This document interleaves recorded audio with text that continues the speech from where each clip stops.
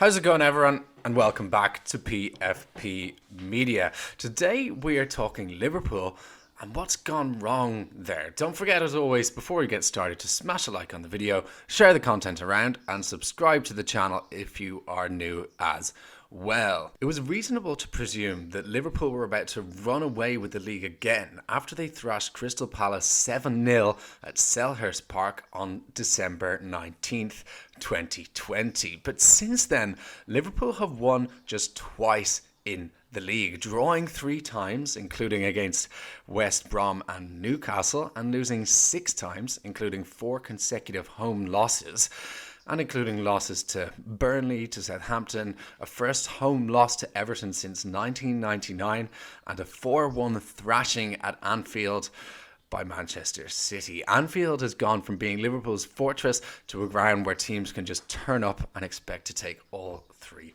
points. Liverpool's injuries have been well documented, particularly the long-term injury suffered by the league's best centre-back, Virgil van Dijk, in the Merseyside derby in October. But it's worth noting that Liverpool coped quite well without Van Dijk until Christmas. They were top on Christmas Day, with Manchester City 8 points behind in 8th place. Fast forward to the time of recording this video, late February 2021, Liverpool are 6th, 19 points behind Manchester City, a point swing of 27 in just 2 months. That is almost unheard of. That's 27 points in 2 months. I can't quite believe it saying it out loud. That is absolutely ridiculous.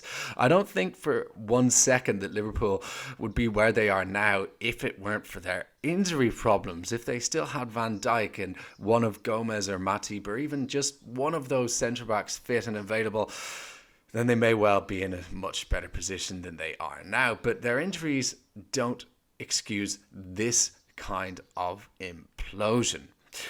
Last season, Liverpool were setting records for all the right reasons, and this season they are doing the opposite. Injuries or no injuries, there is no excuse for allowing City rivals Everton to turn up at Anfield and cruise to their first win there this century. Liverpool were abject in the Merseyside derby, and they have been abject for weeks. Some Liverpool fans, my esteemed colleague on this channel, Rafe Garland, point to the injury suffered by new signing Diogo Jota as a reason for why they haven't been creating as many chances, scoring as many goals, and looking in any way threatening when they attack. But his injury doesn't excuse Liverpool's front 3 from being this poor. Let's rewind to last season, the season before.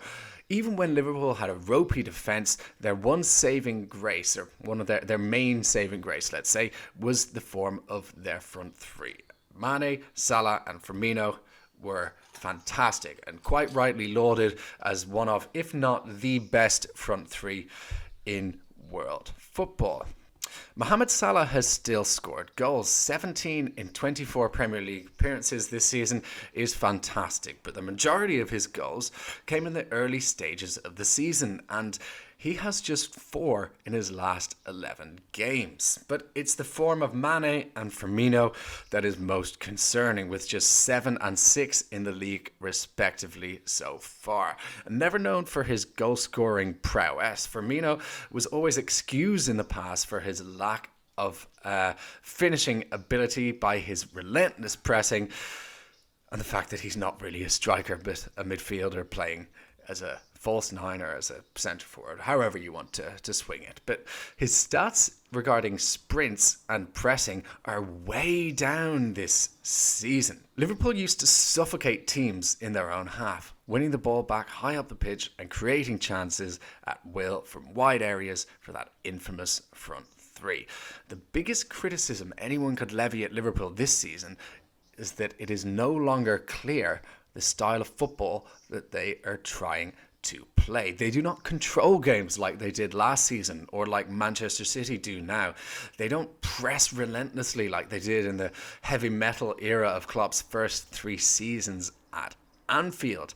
They are passive, they lack energy, they lack ideas, and they come across as a team that has run the end of its course, and one in need of major surgery and a new direction come the end of this season. Now, whether that happens and which players will be sacrificed and who Liverpool will try to recruit is difficult to predict, but for now, Liverpool's status as a Champions League club is under serious threat, and that is something that Klopp needs to rectify immediately to ensure he has the funds available to bring in fresh blood this summer. Guys, thank you so much for watching today's video. Don't forget, as always, to smash a like, share the content around, and subscribe if you are new. We'll be back with the pod early next week, and I'll be back with another feature piece mid or late next week. Thanks, guys. Take care.